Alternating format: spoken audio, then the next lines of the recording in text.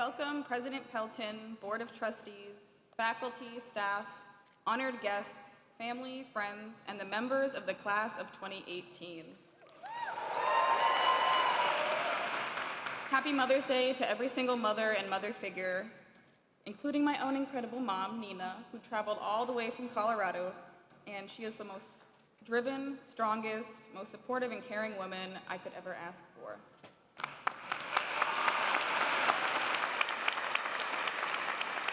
I love you, and I don't know, but I think not having to pay tuition anymore is a pretty good Mother's Day present. Whether we entered Emerson in 2014, merged in from a previous class, or joined the family by transferring, we can all agree a lot has happened during our time here at Emerson. 4 years ago, the little building, RIP, was the central hub of campus life. The dining hall, the cab, the gym, the Dunkin' Donuts. We struggled to comprehend that you could cross an intersection diagonally, and we took more time than necessary deciphering whether to take the train inbound or outbound.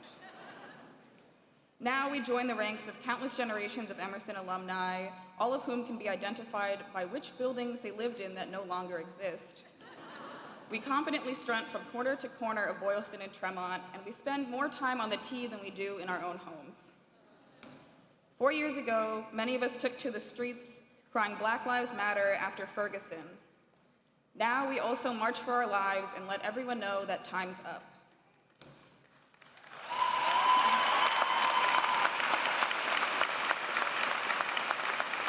During our time here, we survived the legendary snowpocalypse or snowmageddon and 2 Super Bowl parades. We rejoiced at the legalization of same-sex marriage, and we also mourned the loss of our beloved classmates Ishmael Rosas and Jocelyn Strauss, who remain in our hearts every step of the way. I would like now to take a moment of silence in their memory and also in memory of Mike Brown, all of whom would have been class of 2018.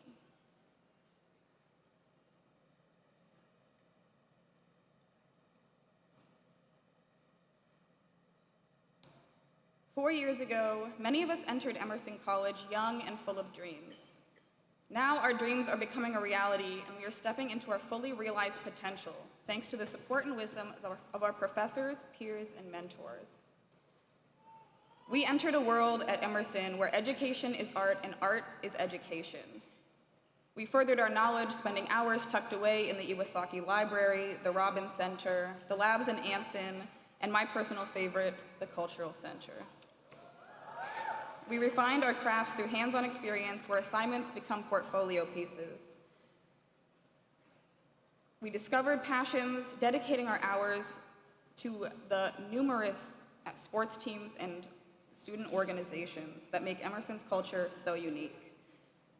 Student publications, fraternity and sorority life, theater, a cappella, comedy troupes, film, TV, and radio production organizations, cultural orgs, and plenty more than I have time to list right now. Emersonians show that anything can be transformed in an opportunity to express ourselves. We demonstrate that creativity is valuable and show the world that we mean business. And I might be biased, but I think we're a pretty talented and very employable group of people.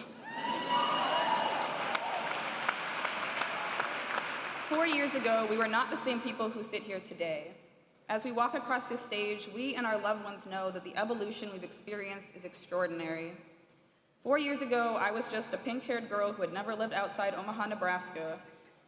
Now I leave as a producer, a documentarian, an activist, a co-organizer of This Is Emerson, and the first ever president of Flawless Brown, an artist collective and sisterhood for women of color.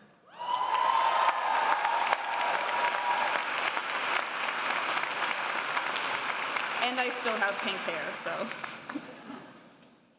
I challenge you to think about yourself. Reflect on who you were when you entered this school, the person you've become, and what impact you want to leave on this world. Whether it's to uplift the voices of the marginalized and underrepresented, to move people with your performances, to keep communities informed, to connect others, build bridges, and open doors. Ask yourself what kind of legacy you want to leave. We live in a world that is constantly changing. This change is not just happening around us, we are the ones who are making that change.